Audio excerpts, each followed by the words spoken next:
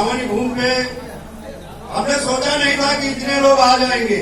दोस्तों एक बार चाहेंगे आप लोग जिस चीज के लिए आए हैं, जो जानकारी आप कहते हैं कि आप सभी पीड़ितों का भुगतान कैसे होगा, लेकिन एक बार जो आप लोग आए हैं, आप लोग अपने लिए एक बार जबरदस्त करूं ताली बजा लें। आप अपना सम्मान जरूर करें। और हम जानते हैं बहुत सारे लोग अभी हैं, इस एक्ट की चर्चा हो रही है, इसमें भी बहुत सारे ऐसे लोग हैं जो कंफ्यूज हैं।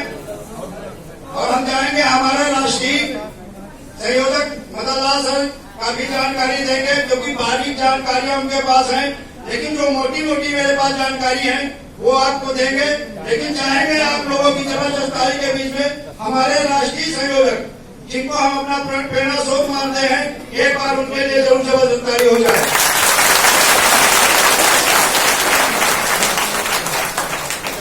हमारे संगठन के जो भी जिला संयोजक हैं या जिला प्रभारी हैं, जिला अध्यक्ष हैं, और जो इस सिस्टम को जो यहाँ पे आज जिन्होंने यहाँ व्यवस्था की है, हमारे प्रधान जी एक बार जाएंगे, इनके लिए भी जबरदस्त ताली हो जाए।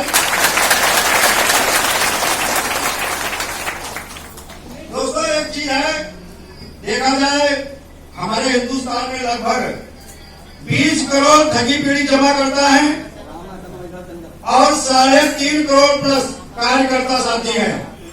वो विभिन्न कंपनियों के सहारा इंडिया के हो सकते हैं, पल्स के हो सकते हैं, कलतरू के हो सकते हैं, और बहुत सारी कंपनी है, जैसे साई प्रकाश है, साई प्रसाद है, श्री राम है, रोज वैली है, बहुत सारी क्रेडिट, आदर्श क्रेडिट कोऑपरेटिव सोसाइटी है, जिसका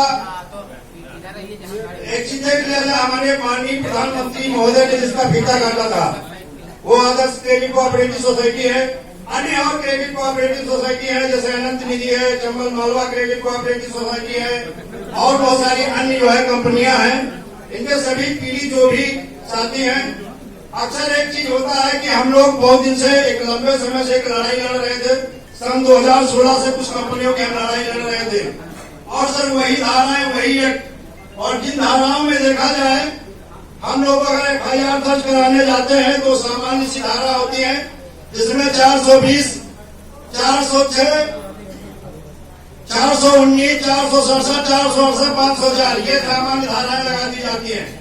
दोस्तों जैसे इन धाराओं को मैंने अध्ययन किया तो एक चीज क्लियर हो गई, इन धाराओं से पीड़ित जमाकर्ता या कार्यकर्ता का कोई भुगतान होने वाला नहीं है। कारण क्यों कि इन धाराओं में है 2 साल से लेकर 10 साल तक कंपनी के ठग, बेईमान, लुटेरे, मक्कार जो डायरेक्टर हैं उनको सजा हो सकती है, 10 से 12 लाख जुर्माना हो सकता है। लेकिन कहीं इन धाराओं में ऐसा नहीं बताया गया है कि पीड़ित जमाकर्ताओं का पैसा कब मिलेगा और कैसे मिलेगा, इसमें कोई उल्लेख नहीं है।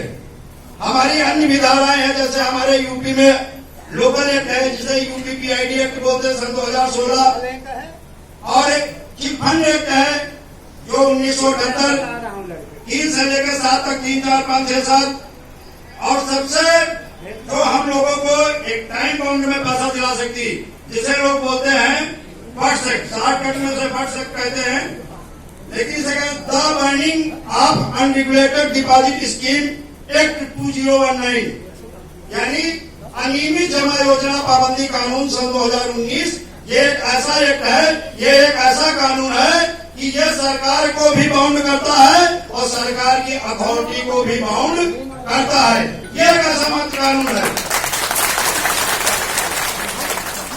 और एक चीज ये भी जान लो, ये एक्ट जो है सन 2000 देखा जाए, महामहिम राष्ट्रपति महोदय अध्यादेश लाए थे, ये बिल संसद से पास हुआ था, राज्यसभा से पास हुआ था, वित्त मंत्रालय भारत सरकार ने सारे देश के सारे स्टेट के चीफ सेक्रेटरी को कानून बना के भेज दिया गया था। और हमारे यूपी में देखा जाए 12 नवंबर सन 2021 में इसकी अधिसूचना जारी हुई। पूरे हिंदुस्तान में एक्ट लागू हो गया है, अधिसूचना जारी हो गई है, लेकिन अभी इसकी अनुपालना नहीं हो पा रही। और हम लोगों की जो मेन लड़ाई है कि इस एक्ट की अति शीघ्र से शीघ्र अनुपालना सुनिश्चित की जाए। जैसे मदन सर ने बताया था, सक्षम अधिकारी कहीं पे मंडलायुक्त को बनाया गया है, कहीं कलेक्टर को बनाया गया, कहीं कहीं एडीएम की प्रशासन को बना दिया गया है। और इन लोगों को खुद जब मैं कई ऐसे जिले हैं जहां गए, कलेक्टर से बात किया, मंडल आयुक्त से बात किया, मैंने कहा सर आपको सक्षम अधिकारी बनाया गया है, आप वर्ष एक की जो है के तहत आप भुगतान का दावा स्वीकार कर सकते हैं, लेकिन आपके वहां कोई नेम प्लेट नहीं लगी है कि आप जो है वर्ष एक्ट का भुगतान का दावा स्वीकार किए जाते हैं।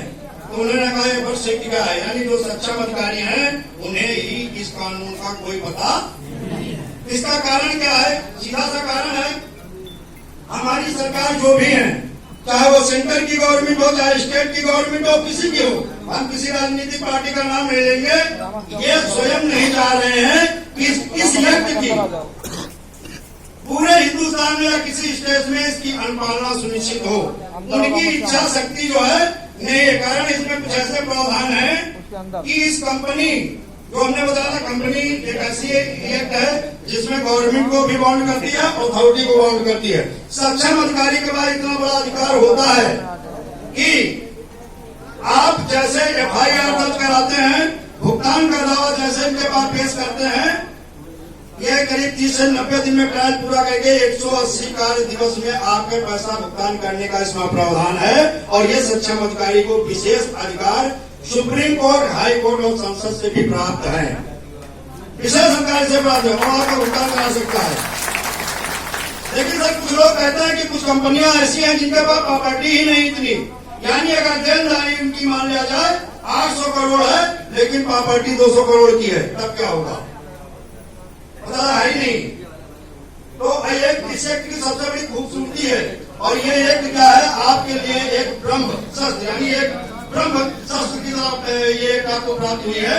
और यही एक्ट पूरे हिंदुस्तान में ऐसी है जो आपको एक समय सीमा 180 कार्य दिवस में पैसा दिला सकती है। इस एक्ट में यह भी है कि जो कंपनी का मालिक है, कंपनी की जो प्रॉपर्टी को लीज की जाएगी, वो सेल आउट की जाएगी, उस सेल आउट करने के बाद में आपका भुगतान किया जाएगा। और अगर उससे लोगों का भुगतान नहीं हो पाता है तो जो कंपनी को प्रमोट किए थे, सर आप एक चीज ध्यान में लीजिए, लोग कहते हैं सर प्रमोटर तो एजेंट में होता, सर दो चीजें आप जान लीजिएगा, प्रमोटर जिंदगी में ट्रस्टी, एजेंट कभी ट्रस्टी और प्रमोटर कभी नहीं बन सकता है। मैं नहीं कहता, आप गूगल पर सर्च लो कर लो, मिल जाएगा। एजेंट प्रमोटर कभी नहीं होता है और न कभी हो सकता है। प्रमोटर वो होता है जो कंपनी के शुरुआत से आता है, कंपनी की योजना बनाता है, स्कीम बनाता है, और कंपनी के मेमोरेंडम में उसके सिग्नेचर होते हैं, और समय समय में कंपनी स्कीम में परिवर्तन करके और नई नई स्कीमों को प्रमोट करता है, उसे प्रमोटर कहते हैं। वो कंपनी का ही कोई बंदा होता है। तो आप दिमाग से निकाल दीजिएगा। इस एक्ट में एक और चीज है, बहुत सारे लोग कहते हैं सर इस एक्ट में तो एजेंट भी फंसेगा। पूरी एक्ट का गहराई से हमारे मदन सर ने अध्ययन किया, हमने भी किया। इस एक्ट में एजेंट कहीं पे भी नहीं फंसने वाला है और न एजेंट को कभी कोई दिक्कत आने वाली। ये एक्ट ऐसा है, आपको मजबूत करता है, चीजों का पैसा दिला देगा, लेकिन एजेंट कभी इसमें फंसने वाला नहीं है। अब कंपनी की प्रॉपर्टी सेल आउट होने के बाद में भुगतान अगर नहीं हो पाया तो जो प्रमोटर है उसकी प्रॉपर्टी भी इसमें जो है अटैच की जाएगी। जिन्होंने प्रचार प्रसार किया था, चाहे कोई फिल्म का सितारा हो, क्रिकेटर हो, या फिल्म अभिनेत्री हो, या कोई सांसद, विधायक, मंत्री हो, जिन जिन लोगों ने इनका ऐड किया था, उनकी प्रॉपर्टी भी अटैच करके आपका भुगतान किया जाएगा। इस एक्ट में ऐसा प्रावधान है। ये इस एक्ट की बहुत बड़ी खूबसूरती है। तो ये एक्ट एक ऐसा एक्ट है, किसी को डरने की जरूरत नहीं है। सबसे बड़ी बात है, एक समय सीमा में आप लोगों का पैसा दिला सकता है, और ये एक्ट आपको सुरक्षा भी देता है और साथ साथ में आपका इस समय सीमा में भुगतान भी करवाता है। और इस एक्ट के तहत जो भी अनुपालना नहीं हो पा रही, हमारे राष्ट्रीय अध्यक्ष श्री मदन लाल आजाद सर जो 15 नवंबर के लिए जिन्होंने तैयारी की है, और कहीं न कहीं से देखा जाए आपके इस मिशन भुगतान भारत यात्रा को देख करके, चाहे ठग हो, चाहे सरकार हो, चाहे पक्ष हो, चाहे विपक्ष हो, सब में दहशत फैल हो गई है कि अब वो समझ रहे हैं बगैर भुगतान ही कहिए अब हमारा कल्याण होने वाला नहीं है और सत्ता में आने वाली है। और सर हिंदुस्तान में कोई कंपनी वालो, इन कंपनी के पीछे अगर देखोगे कहीं ना कहीं राजनीतिक पार्टियों का संरक्षण प्राप्त है। अब जैसे